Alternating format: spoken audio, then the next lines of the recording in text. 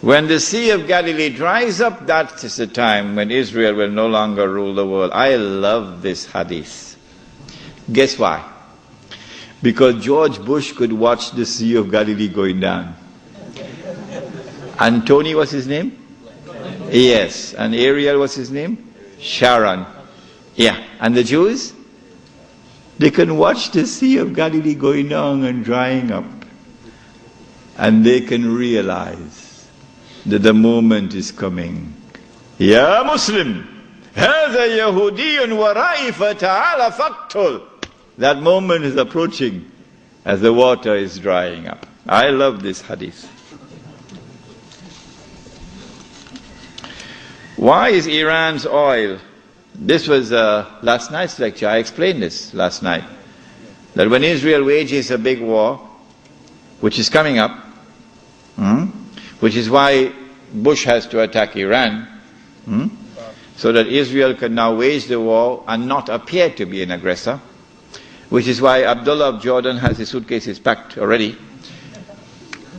When Israel wages a big war, in order for her to become the ruling state in the world, she'll have to seize the oil. Saudi oil, Iraqi oil, Kuwaiti oil, etc. But I said, I don't think they'll touch the Iranian oil. Why? He asks. The answer is, without in any way being disrespectful to the Shia, without in any way being uncharitable to the Shia, no, that's not my method. Anyone who declares of Abu Bakr Siddiq radiallahu ta'ala anhu, he was a usurper, is misguided.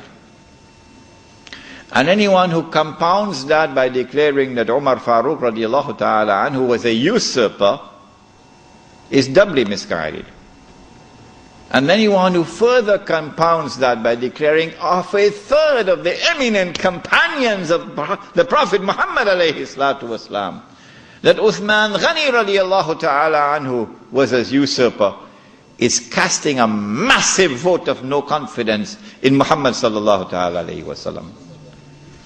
The three of his foremost companions were usurpers, robbing people of their legitimate position, like robbers and bandits. So anyone who declares of this, like this, are a people who are significantly misguided. That's all. This is not an uncharitable statement. This is a factual statement. A less than valid, less than authentic expression of Islam will always be advantageous to Dajjal. Because if this less than authentic expression of Islam is the only Islam which can mount a successful Islamic revolution, the only one, then the Muslim masses around the world will eventually be told that is the valid Islam. Because that's the only one which has succeeded in the world.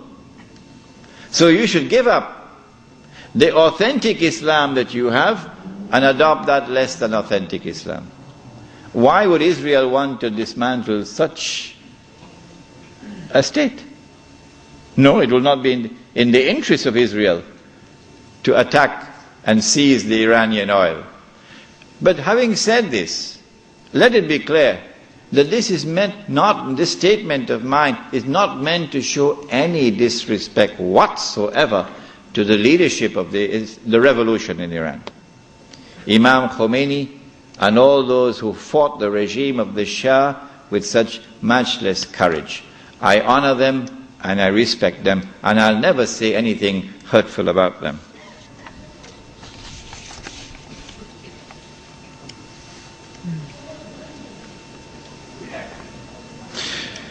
Can you please give an example of the Prophet ﷺ about how he established the Khilafah? You have to take control of territory. Either exclusive control, that is you alone control, or on the basis of an agreement in which you share control over the territory with others. The Mithaq of Medina was an agreement, a constitutional agreement, in which Muslims shared control over territory with those who are not Muslims. The ruler who rules over the Muslims in that territory would be the Khalifa over the Muslims. That was called a plural model of a state. But that plural model of a state only lasted for a short time, and then the Jews betrayed the Treaty of Medina and they were expelled. And now you have the exclusive model. When Muslims take control of a territory in the name of Islam and establish Allah's law in that territory, there will be one Jama'ah and one Amir. That Amir, on the condition that he controls the Haramain and the Hajj, would now be the Khalifa. What is the role of Freemasons in the globalization subject? The Freemasons are an organization which have their roots in ancient Israel. Banu Israel from the earliest times. The Freemasonry movement, however, was hijacked by the Europeans who put on the clothing of Judaism. European Jew. Yes, Sheikh Sadi, here we are. This is something for you. It's a gift. The Freemasonry now has been hijacked by them, and they're using it as a front organization so that they can stand behind. So you attack World Trade Center, but your fingerprints are not on the crime. You're behind. You attack the World Trade Center in 1991, and you put Sheikh Omar Abdurrahman behind bars, the blind sheikh. But the Jewish fingerprints are not on the crime. You attack the U.S. mission in Tanzania, the U.S. mission in Kenya, Tanzania and Kenya, and you believe that we are blind. We know you did it. You attacked. But you blame Osama bin Laden for that. But guess what? One day, يَوْمَئِذٍ تُحَدِّثُ أَخْبَارَهَا بِأَنَّ رَبَّكَ أَوْحَى لَهَا. One day the earth will speak.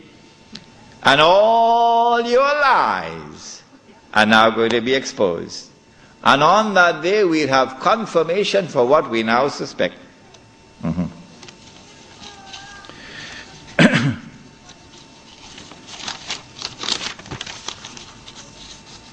What role does the economic boycott of Israel and some American companies have on the return of the Khilafah? It is something that the Muslim community should be taking seriously. Strange people, Muslims. What they should not be doing, that's what they're doing. And what they should be doing, they don't do it. Never in our entire history as a people have we ever used trade as a weapon. Never. Never. It is our enemies who use trade as a weapon against us. In Medina, an economic boycott against us which lasted 3 years. Did we ever reply and respond with an economic boycott of our own? No, we never did. Why? لا تأكلوا أموالكم بينكم بالباطل إلا أن تكون تجارة عن تراض منكم. Trade should be conducted in such a way that there is mutual benefit, says the Quran. So when you impose an economic boycott on somebody, you're hurting yourself. You're allowed to trade with your enemy, because in trade there's mutual benefit. The only thing that is prohibited is to trade with the enemy at times of war, in weapons of war. That is prohibited. So an economic boycott on the United States of America, and you're not going to drink Coca-Cola, well, you should not have been drinking it in the first place. Water is better than Coca-Cola. But leave that aside. We've never had an economic boycott in our own entire history. This is the first time I've ever heard of an economic boycott. I know about Ronald Reagan, and his economic boycott on the Soviet Union, but not Islam. No. So from my perspective, it is wrong to engage in the use of trade as a weapon against anyone.